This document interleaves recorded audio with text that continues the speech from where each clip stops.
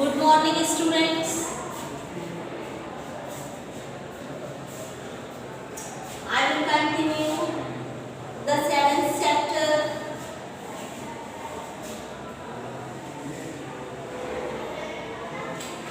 living things and their habitat.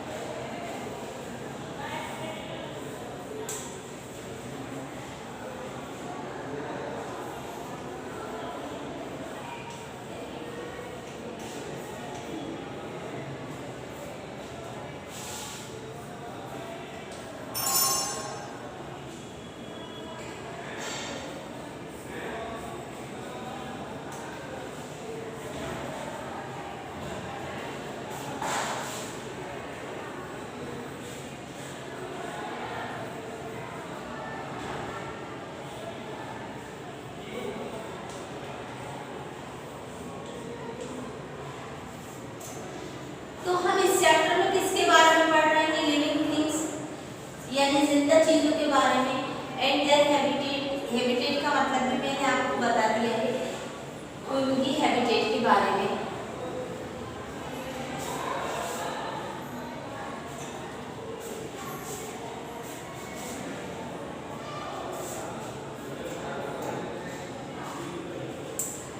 In the previous class, I have explained you so many characteristics of the living things. Living things and non-living things both are made up of matter because they occupy the space and has mass. चाहे living things हो चाहे non-living things हो, दोनों ही किससे मिलकर बनी है? Matter से मिलकर बनी है, क्योंकि दोनों ही जगह घेरती है, दोनों में ही वेट होता है। But there are the certain characteristics which make the living things different from the non-living things. कई ऐसी कैरेक्टरिस्टिक्स होती हैं जो कि लिविंग थिंग्स को नॉन लिविंग थिंग्स से अलग बताती हैं। जैसे फर्स्ट मैंने आपको बताया था स्ट्रक्चरल ऑर्गेनाइजेशन। लिविंग थिंग्स की बॉडी जो है किससे मिलकर बनती है? सेल से मिलकर बनती है। सेल से टिश्यू, टिश्यू से ऑर्गन और ऑर्गन से ऑर्गन सिस्टम बनता है।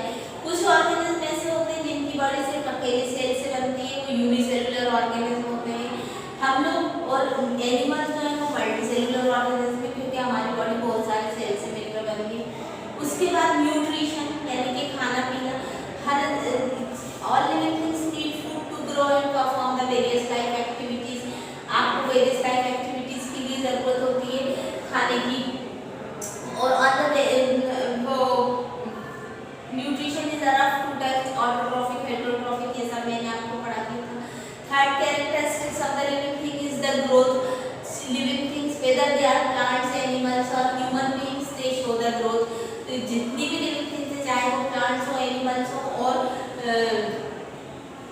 ह्यूमन बीइंग्स हो, सब में ग्रोथ शो करते हैं, वो भी मैंने आपको बता दिया था। उसके बाद ब्रीथिंग और रेस्पिरेशन हमने आपको बताया था। Breathing is a part of respiration, ठीक है ना। तो in breathing we take in oxygen and give out the carbon dioxide. हम कार्बन डाइऑक्साइड बाहर निकालते हैं और ऑक्सीजन अंदर लेते हैं। This oxygen react with the food and release the energy. The whole process is called the respiration. अब ये जो ऑक्सीजन आपने ली है, ये फूड के साथ कंबाइन होकर वाटर और एनर्जी रिलीज करती है, कार्बन डाइऑक्साइड रिलीज करती है। इस पूरी प्रोसेस को हम रेस्पिरेशन कहते हैं। यहाँ तक मैंने आपको बता दिया था। आपके 4 कैरेक्टरिस्टिक्स हो गए थे। 5th characteristics of the living organism is movement और locomotion.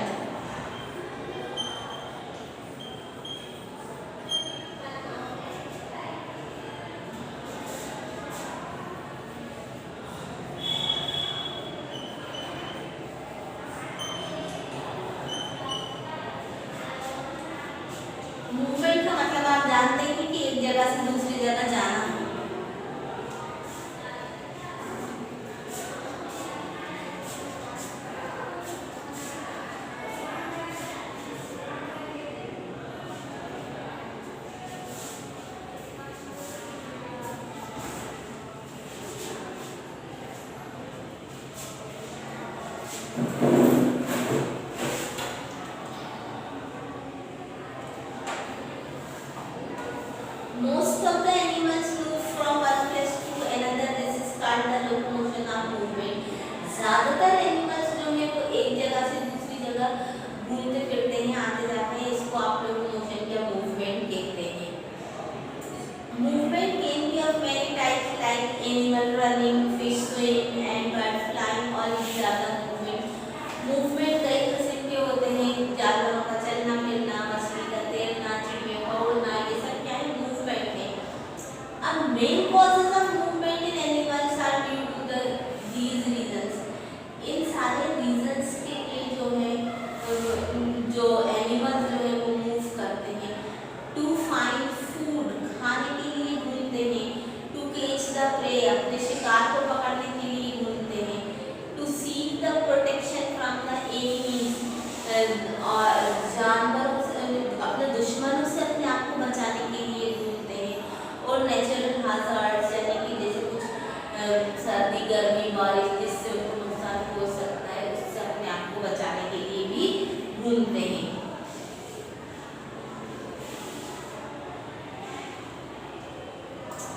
Movement cannot necessarily be moving from one place to another. ये जरूरी नहीं है कि मूवमेंट सिर्फ आप एक जगह से दूसरे जगह जाने को ही कहते हैं। In plants also we see movement. The plants movement of root away from the sunlight and towards the sunlight is called a stimuli. Like plants, many animals also do not move from one place to another. Sponge, coral. अब देखिए plants में भी movement होता है, लेकिन क्या plants आपको चलते फिरते दिखते हैं? नहीं। दे show the movement by turning their face away और टुवर्ड्स द सन, है ना? या सूरजमुखी का पेड़ जो है वो उसके फूल का मुख हमेशा किसकी तरफ रहता है? सूरज की तरफ, तो ये उसका मूवमेंट हो गया। रूट्स हमेशा नीचे जमीन की तरफ बढ़ती हैं, यानी कि सनलाइट से दूर रहती हैं, तो उनका मूवमेंट हो गया। प्लांट्स की तरह ही कुछ एनिमल्स भी ऐसे होते हैं जैसे स्पॉन्ज है, कोरल है, जो आपको एकदम से मूवमेंट करते हुए दिखाई नहीं देते। तो अब आपकी मूवमेंट समझ में आ गया।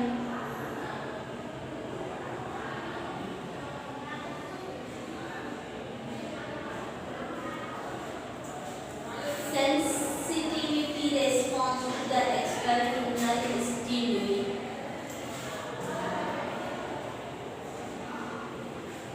एक्सटर्नल स्टिमुली यानी कि बाहरी चीजें जिनको ह्यूमन बीइंग्स या एनिमल्स रिस्पॉन्स देते हैं, वो क्या क्या है? Temperature, light, water, pressure, sound, touch, chemicals, इन सब चीज़ों को हम लोग या एनिमल जो है वो रिस्पॉन्ड देते हैं।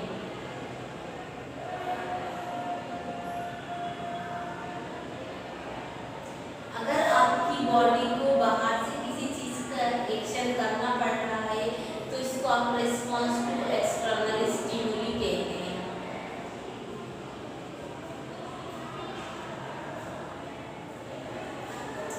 There are many examples of response to external stimuli, like tortoise contracting in its shell when touched. Mimosa plant, also called Rajmantri, shows sensitivity to touch the movement of the sunflower to face. अब external stimuli की कई examples हैं, जैसे कि अगर आप कछुए को हाथ लगाते हैं तो वो अपने शेल के अंदर अपने हाथ, पैर, गर्दन सब कर लेता है।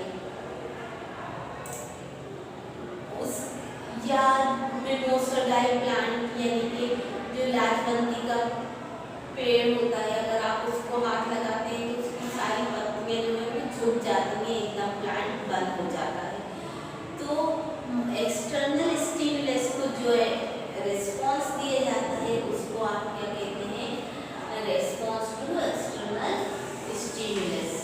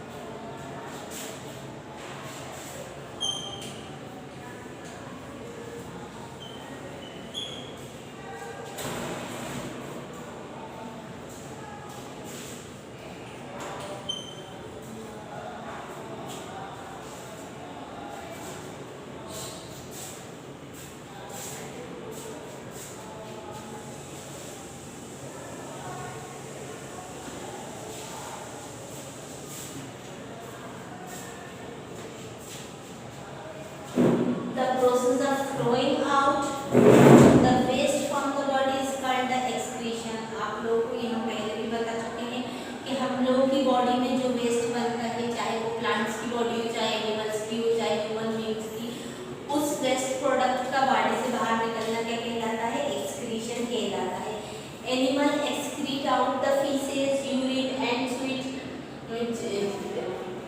पसीना है, यूरिन है, फीसेस है, ये सब एनिमल्स की बॉडी से बाहर निकलता है। Plants also through stomata remove the excretory product, plants का भी वेस्ट प्रोडक्ट निकलता है।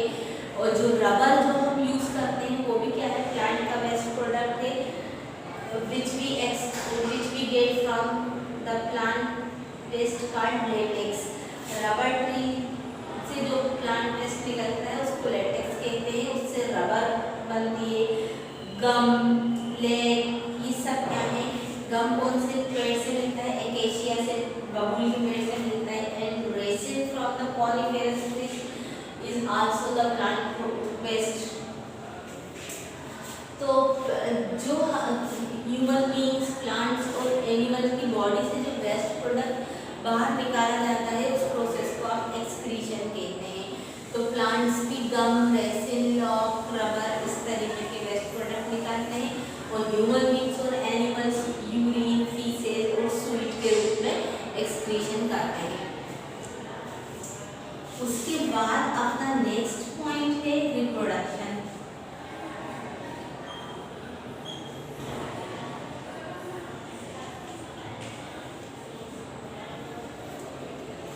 The process of producing its own kind is known as the reproduction। अपनी ही तरह की चीजें पैदा करना क्या कहलाता है, रिप्रोडक्शन कहलाता है। जैसे कि cat gives birth to kitten, bitch gives birth to puppy, है ना। और मतलब birds lays eggs, then young ones come hatched from the eggs। अब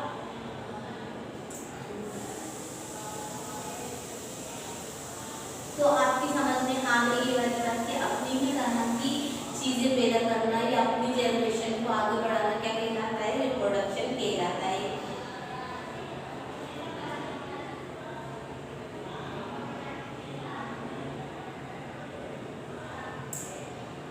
शुरू की कंडीशन में कोई ऑफस्प्रिंग अपने पेरेंट्स से डिफरेंट हो सकता है, लेकिन आगे जाके वो बिल्कुल अपने पेरेंट्स की तरह हो जाता है। जैसे कि टेडपोल कैसा होता है, मछली जैसा होता है, बढ़ता जाता है और फिर जब वो एडल्ट हो जाता है तो पूरा फ्रॉग की तरह दिखने लगता है।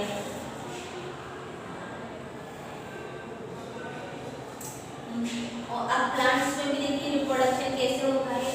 वी प्लांट द सीड्स, आपने क्या कर दिया, बीजों को बो दिया, फिर उसमें से सैपलिंग निकलेगा और नया पेड़ बन जाएगा।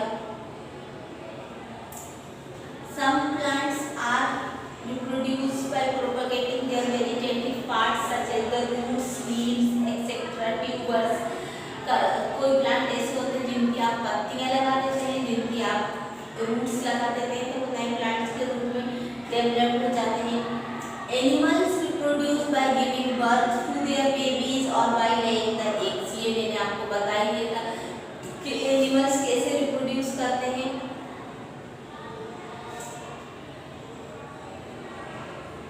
या तो वो बच्चों को जन्म देते हैं, है ना, उनकी बेबीज होते हैं, या फिर अंडे देते हैं और अंडों में से बच्चे निकल आते हैं।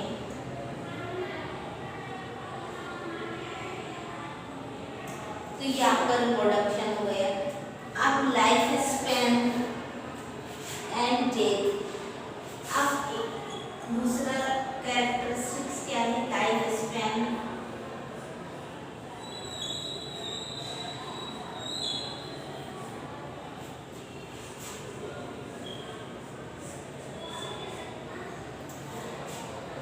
लिविंग थिंग्स जो है उनका एक डेफिनेट लाइफ स्पैन होता है, और उसके बाद जो जिंदा है उसे क्या है, मरना ही है। जितनी भी जिंदा चीजें हैं एक खास वक्त के बाद के इतने साल के बाद उनको मरना ही। वैसे तो किसी की जिंदगी का भी भरोसा नहीं है, कोई एनिमल्स हो चाहे ह्यूमन बीइंग्स हो, किसी की कब जब आ जाएगी तब वो चला जाएगा, लेकिन फिर भी एक लाइफ स्पैन माना जाता है कि इतने टाइम तक फलानी चीज जीती है।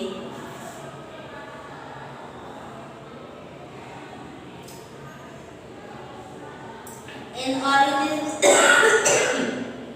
take birth, grows into adult, grows old and die। बढ़ता है, ग्रो करता है, फिर एक एडल्ट के रूप में कन्वर्ट हो जाता है, फिर बुढ़ा होता है और उसके बाद वो मर जाता है। This is known as the life cycle of the organism. ये किसी भी ऑर्गेनिज्म की लाइफ साइकिल कहलाती है।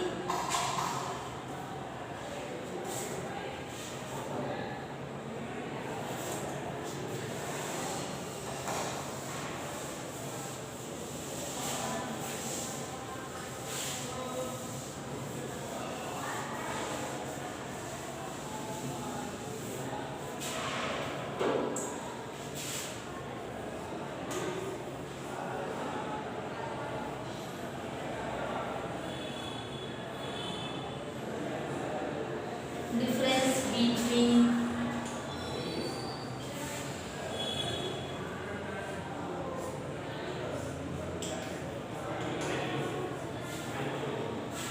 and non-living.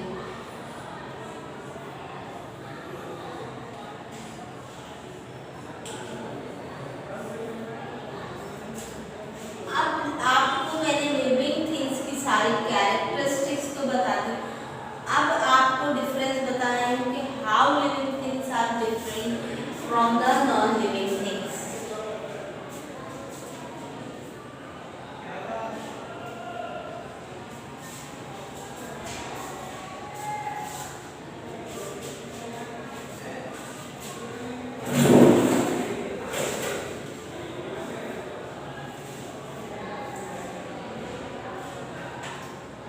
Living things are made up of cell.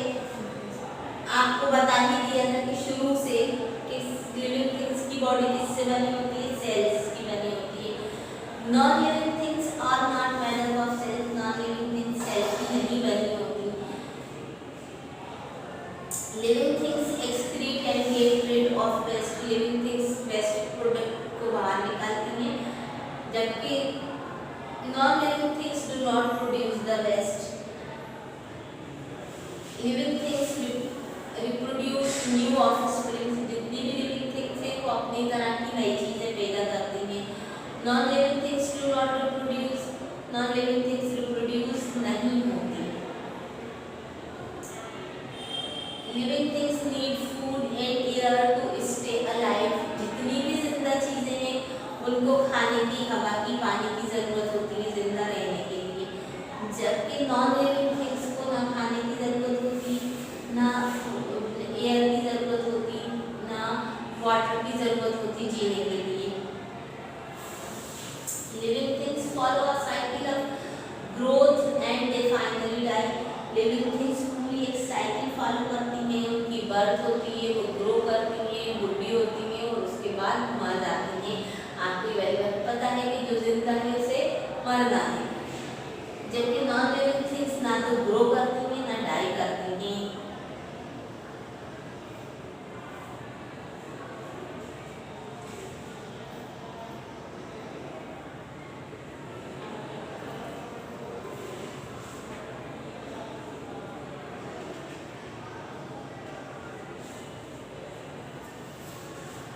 ठीक है, तो ये आपकी लिविंग थिंग्स हो गई। अब मैं आपको एक नया टॉपिक पढ़ा रही हूँ, habitat of the living things.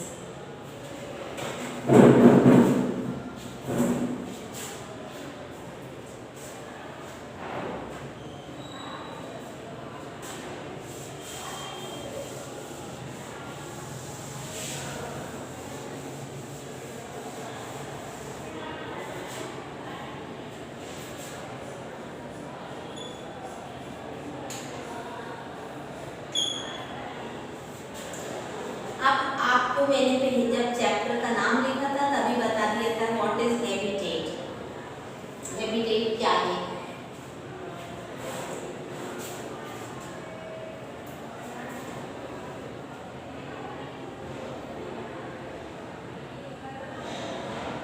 The place where an organism live, eat food and reproduce is known as habitat.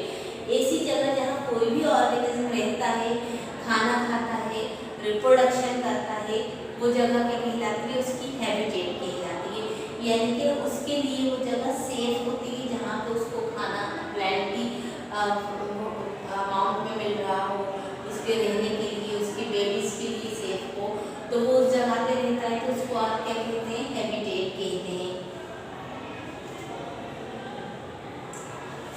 Habitat is of two types, दो तरह की होती है। सबसे पहले टेरेस्ट्रियल हैबिटेट,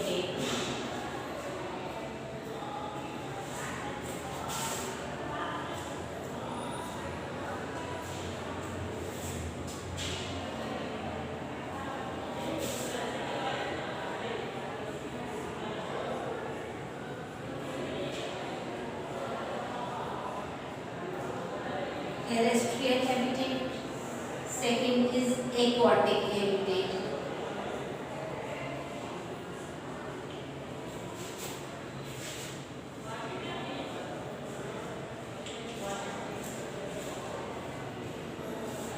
ठीक है ना। अब टेरेस्ट्रियल हैबिटेट मींस जमीन पे रहने वाले, जो जमीन पे जो हैबिटेट्स होती हैं, और एक्वेटिक हैबिटेट यानी कि पानी में रहने वाली। तो अब जमीन पे रहने वाली habitat terrestrial habitat, habitat on land are called terrestrial habitat. जमीन पे जो हैबिटेट होती है उनको आप टेरेस्ट्रियल हैबिटेट कहते हैं। और वो कितने तरह की होती है? 4 तरह की होती है। ग्रासलैंड यानी कि घास वाली जमीन,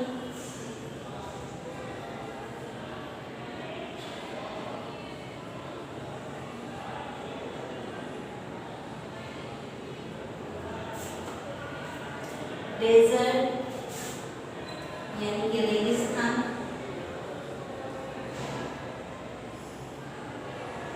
फॉरेस्ट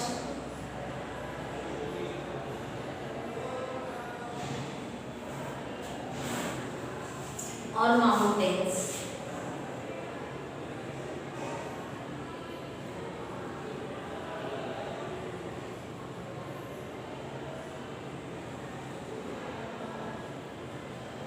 माउंटेन्स ये आपकी जमीन पे रहने वाली हैबिटेट होगी। अब मैं इसमें से एक एक को आपको जो है एक्सप्लेन करूंगी।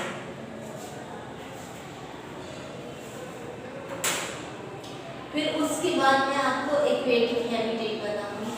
अब जमीन पे कितने तरह की हैबिटेट होती है? 4 तरह की, घास वाले मैदान, रेगिस्तान, जंगल और माउंटेन। अब इन सबको मैं एक्सप्लेन करने जा रही हूँ।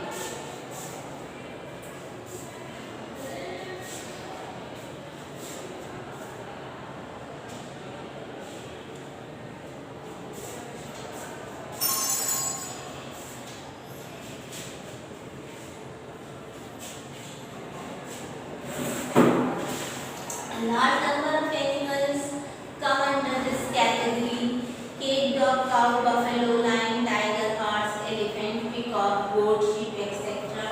are the animals which found on the grassland. Grassland यानी कि इस नॉर्मल सिंपल घास फूस उगने वाली जो जमीन होती है उस पे ही ज्यादातर एनिमल्स पाए जाते हैं। कैट, डॉग, काउ, शीप, ये सारे टाइगर, हॉर्स, ये सब कहाँ पाए जाते हैं? ग्रासलैंड में ही पाए जाते हैं। डेजर्ट रेगिस्तान में क्या क्या पाया जाता है? The desert animal include rabbit, rat, snake, camel and vegetation includes the cactus plant which are adapted to live in low moisture condition. रेगिस्तान में आपको पता है कि पानी की कमी होती है, तो रेगिस्तान में जो है ऐसे जानवर पाए जाते हैं जैसे कि रैबिट है, कैमल है, आपको पता है, तो उसको भी ज़्यादा पानी की ज़रूरत नहीं होती, बिना पानी के रह सकता है। स्नेक और रैट ये ऐसे जानवर पाए जाते हैं। और कैक्टस जैसे प्लांट जो कम पानी में जी सकते हैं वो रेगिस्तान में पाए जाते हैं। उसके बाद फॉरेस्ट, जंगल में कौन कौन पाया जाता है?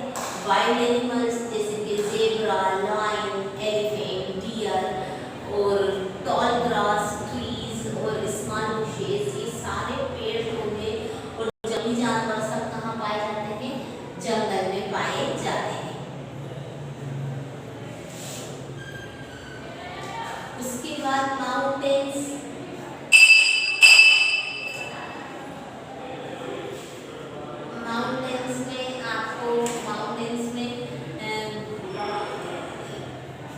पहाड़ पे रहने वाली चीजें पाई जाती हैं जैसे कि mountain leopard etcetera, coniferous trees, ऐसे पेड़ पाए जाते हैं माउंटेन्स पे जिनमें कोन लगते हैं। और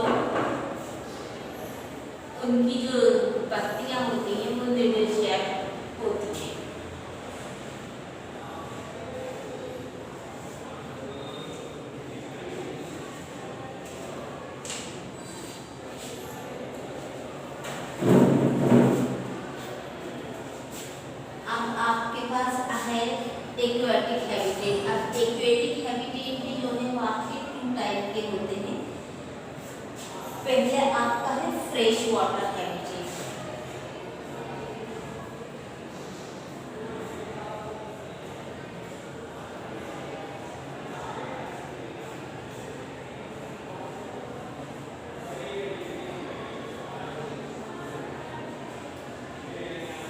Second type of habitat is marine water habitat.